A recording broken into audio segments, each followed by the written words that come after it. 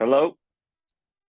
On this video, we're gonna see how to go from the graph and figure what the function is. So we have done the opposite. We have been given a function and we have evaluated or transformed that function in order to find the graph. Now we're gonna use the fact that the exponentials look like this. So we know the behavior of an exponential, and we know that any base, so if you have f of x and you don't have any idea of what the base is, but you know that you're raising that base to power of 0, the output is going to be it's going to be 1. So if you do f of 0, no matter what the base is, the output will be 1. And the next one, if the first one goes through 0, 1, and the asymptote is right here over the x-axis, if you raise the exponential to the power of 1, you're going to have the base raised to the power of 1. So basically, you get the base. So let's try to look at the one that we have on the right. So it is going through the coordinate 0, 1.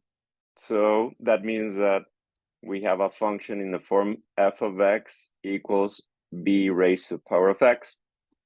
And the next value, meaning the one that you're going to get when you raise your base to power of 1, is 5. So that means that our base is 5. Let me do that again. The base is 5.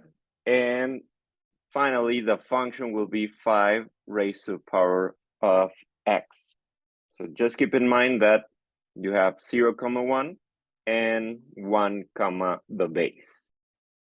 And with that in mind, you can even do a rough sketch of the graph with the, we're assuming that the horizontal asymptote is over the x-axis and the graph goes through that point and then goes through that second dot. Now, on this next example, we have once again, we're assuming that the horizontal asymptote is on the x-axis. And we have the graph going through 0, 1. So once again, looks like we have a function in the form the base raised to the power of x without anything else going on.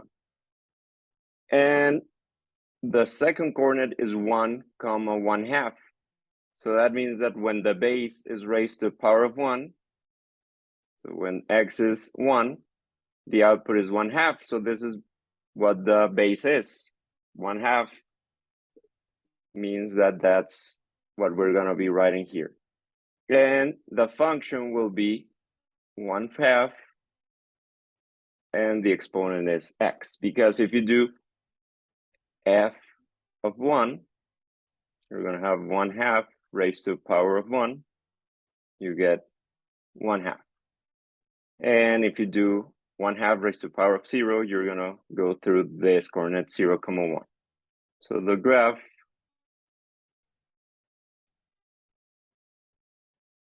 I know that it's gonna go through that point, so it'll be something like that. Now, what happens when you don't go through the coordinate 0, 1? So if you have f of x equals the base raised to the power of x, well, if x is 0, you'd need to go through the coordinate 0, 1, because any base raised to the power of 0 is 1. But in this case, you're not going through the coordinate 0, 1. You know that you're going through the coordinate, and once again, we're assuming that the horizontal asymptote is here. So you're going through the coordinate 0, 3. So something happened when you use x as 0, that the output was 3. So if any base raised to the power of 0, meaning that if you do f of 0, you end up with the base raised to the power of 0. That's going to be 1. So what happened for that 1 to become a 3?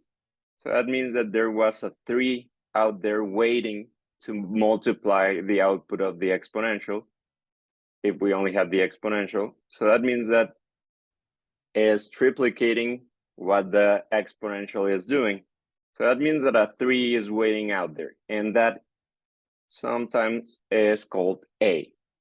So this is a function in the form f of x equals a that multiplies the exponential b raised to the power of x.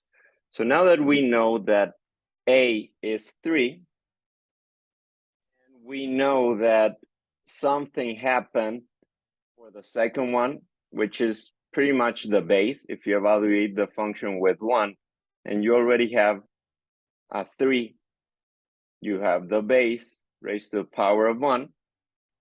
Well, you know that when you did that, when you evaluated with 1, the output was a 6. You got a 6 when you evaluated the function with 1. So that means that you had 3 times b raised to the power of 1 equals 6. If you solve for b raised to the power of 1 can be written just as b. If you solve for b, you're going to get b is equal to 6 divided by 3, 2. So basically, as you can see here, the second coordinate is the value that you found to be a. In this example, it was 2, multiplied by the base. And that has to give you the value that you have here. In this case, we have a as 3. We're looking for the base, but we know that a times b needs to give you 6. So if you already know that a times b gives you a 6, and a is 3, so 3 times the base needs to give you 6, so that means that b is equal to 2. The base is 2. So the function ends up being 3 times 2 raised to the power of x.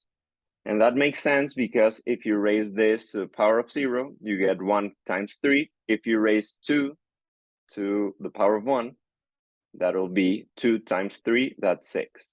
So you end up with the function that you're looking at over here.